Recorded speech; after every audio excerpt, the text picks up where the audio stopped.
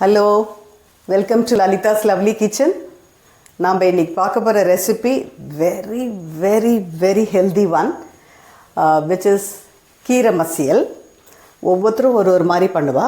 என்னோடய ஸ்டைலில் எப்படி பண்ண போகிறோன்னு பார்க்கலாமா? இப்போ அதுக்கு நான் ஒரு கட்டு பாலக்கீரையை நல்லா அலம்பிட்டு ரொம்ப பொடிசாக கட் பண்ணி வச்சுட்டுருக்கேன்.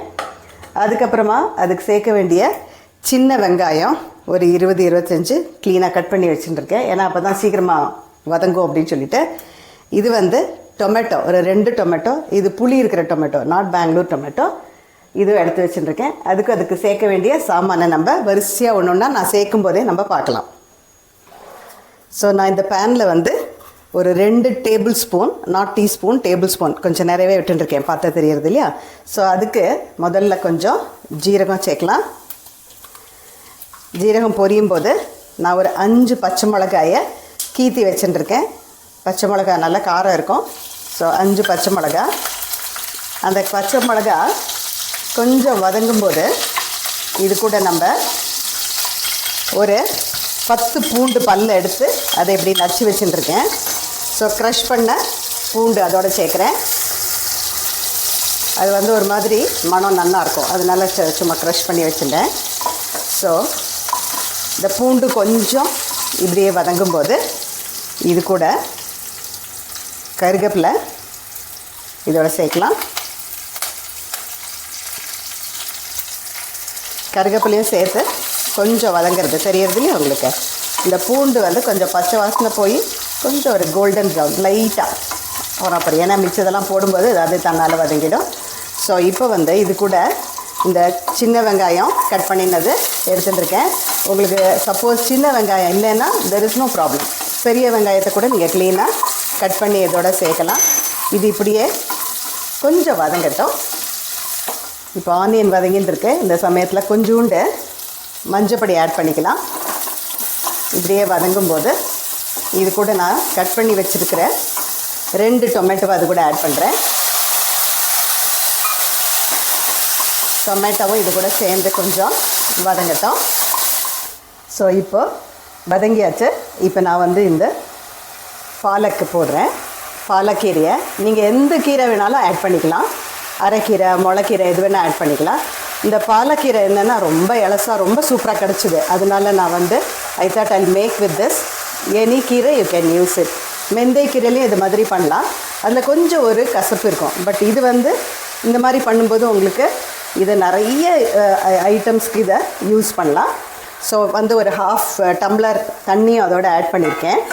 பண்ணிவிட்டு இப்போ கொஞ்சம் ஒரு கலந்துட்டு இதை மூடி வச்சிடலாம்.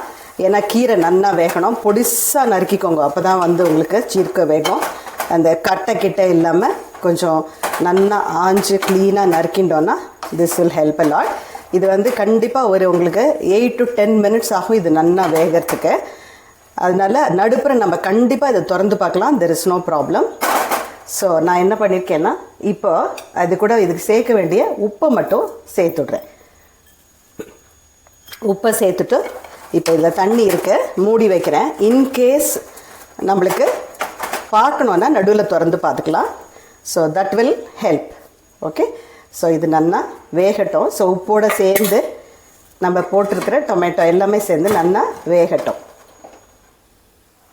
பாருங்க, ஒரு 8 நிமிஷம் ஆச்சு. நான் அதை ஓப்பன் பண்ணி பார்த்தேன். ஆல்மோஸ்ட் நல்ல வெந்த மாதிரி இருந்தது. சரி, வாட் ஐ தாட், இதை நம்ம இதை வச்சு கொஞ்சம் நல்லா மசிச்சு விட்டுடலாம். அப்புறம் திருப்பியும் மூடி வச்சாக்க இன்னும் நல்லா அது ஸ்மாஷ் ஆகட்டும் அப்படின்னு சொல்லிவிட்டு கொஞ்சம் இதால் கொஞ்சம் ஸ்மாஷ் பண்ணி விட்டுடலாம். நம்ம வெறும் உப்பு தான் சேர்த்துருக்கோம். ப்ளஸ் ஒரு 5 மிளகா, பச்சை மிளகாயை நான் கீத்தி போட்டிருக்கேன்.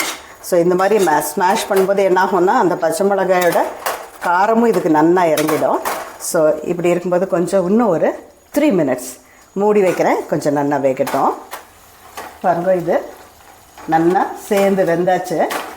ஸோ இந்த சமயத்தில் நான் இதோட கொஞ்சோண்டு சாம்பார் பொடி போடுறேன். உங்களுக்கு சாம்பார் பொடி இல்லைன்னா நோ ப்ராப்ளம். நீங்கள் கொஞ்சம் ஜீரகப்பொடியும் கொஞ்சம் கொத்தமல்லி வர பொடி, தட் இஸ் தனியா பொடி, அது 2 நீங்கள் ஆட் பண்ணிக்கலாம். ஏன்னா நம்ம சாம்பார் பொடியில் இதெல்லாம் போடுறோம்ல, so this will give a nice taste and also நல்ல அரோமா கிடைக்கும். அதனால தான் ஆல்ரெடி இந்த பூண்டு, சின்ன வெங்காயம் அதெல்லாம் போட்டது அப்படியே வீட்டையே தூக்குறது, அந்த மாதிரி ஒரு ஸ்மெல்லு. அதுக்கப்புறம் இதுக்கு நம்ம கொஞ்சம் ஒரு நெல்லிக்காய் அளவுக்கு புளியை கரைச்சி வச்சுருக்கேன், அதை ஊற வச்சு. ஸோ அந்த புளி ஜூஸை இதுக்கு ஆட் பண்ணலாம். ஸோ இது வந்து நல்லா ஒரு கொதி வரட்டும்.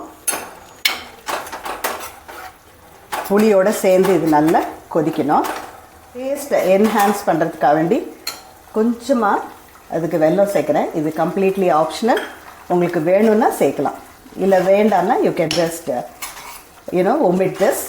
இது மாத்திரம் போகிறோன்னா போகிறோம் உங்களுக்கு. ஸோ இது அப்படியே நல்ல ஒரு 2 minutes நல்லா கொதிக்கட்டும். ஏன்னா சாம்பார் பொடி போட்டிருக்கோம் இல்லையா, அது கொஞ்சம் நல்லா பச்சை வாசனை போகணும். அது நல்லா கொதிக்கட்டும். ஸோ இது நல்லா வெந்து மசிஞ்சாச்சு. நான் வந்து இந்த கப்புக்கு கோபுரமாக 1 கப்பு துவரம் பருப்பு, சாம்பாருக்கு போடுவோம் இல்லையா, அந்த பருப்பை வெந்து வச்சுருந்தேன் ஆல்ரெடி. ஸோ வந்து அது பாருங்கள் நல்லா மசிஞ்சிருக்கு. ஸோ இதை வந்து இது கூட இப்போ ஆட் பண்ணிடலாம். இதுக்கு கொஞ்சமாக தண்ணி போட்டு அலம்பி விடலாம், தெர் இஸ் நோ ப்ராப்ளம். நான் வந்து இன்றைக்கி இந்த கீரை மசியல் பண்ணுறது எதுக்குன்னா சாதத்தில் பிசைஞ்சு சாப்பிட்ற மாதிரி. So it can be little more liquid இல்லையா, இல்லை கூட்டு மாதிரி இருந்ததுன்னா இதை வந்து சைட் டிஷ்ஷாக நம்ம யூஸ் பண்ணலாம். It's all depends like for what we are going to use. So இதை வந்து நல்லா கொதிக்கட்டும். கொஞ்சோண்டு தண்ணி ஆட் பண்ணுறேன் பாருங்க. ஸோ நான் வந்து கொஞ்சம் லிக்விடாகவே பண்ணிட்டுருக்கேன், ஏன்னா வந்து நல்ல சுடுற சாதத்தில் பிசைஞ்சு சாப்பிட்றதுக்காக வேண்டி இது பண்ணினது. ஸோ இது கொதிக்கட்டும். அதுக்குள்ளே நான் இந்த சைடில் இழுப்பு சட்டியில் நெய் விட்டு வச்சுருக்கேன். 1 டீஸ்பூன், இந்த டீஸ்பூனுக்கு 1 டீஸ்பூன் நெய் போட்டு வச்சுருக்கேன் தாளித்து கொட்டுறதுக்கு. ஸோ இதுக்கு நெய் போட்டு தாளித்து கொட்டினாக்க சூப்பராக இருக்கும். ஸோ இதுக்கு கொஞ்சம் கடுகு,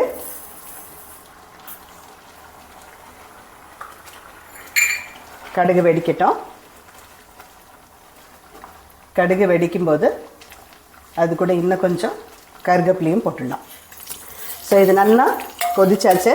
நான் நெய்யில் வந்து கடுகும் கொஞ்சம் கருவேப்பிலையும் தாளித்து கொட்டியிருக்கேன்.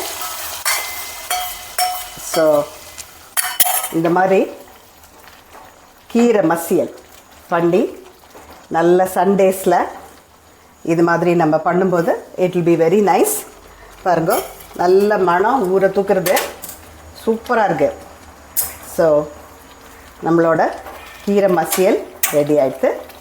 ஸோ இந்த மாதிரி ஒரு கீரை மசியல் பண்ணிவிட்டு சண்டேஸில் நல்ல சுட சுட சாதத்தில் போட்டு சாப்பிடும்போது, எஸ்பெஷலி மான்சூன் டைமில் it will be very nice. இது கூட அப்பளம் வடம் பொரித்து சாப்பிடும்போது எக்ஸலண்ட்டாக இருக்கும். நான் இன்றைக்கி வந்து எல்லாமே ஹெல்த்தியாக பண்ணணும் அப்படின்னு சொல்லிட்டு, ஹெல்தி குக்கிங் பண்ணணும் அப்படின்னு சொல்லிட்டு நான் என்ன பண்ணியிருக்கேன்னா, இந்த கேரட்டை துருவிட்டு சலட் பண்ணியிருக்கேன். அதுக்கு ஒன்றுமே போடலை, கொஞ்சோண்டு கொத்தமல்லி, அப்புறமா ஒரே ஒரு பச்சை மிளகா கடுகோட தாளித்து போட்டிருக்கேன். That's all. I am going to put little lime also I have put and kept. So this is what is our today's lunch, so which is going to be very great, I am sure. I hope you like this recipe. Please try it and enjoy it. I'll meet you in the next lovely video. Bye bye.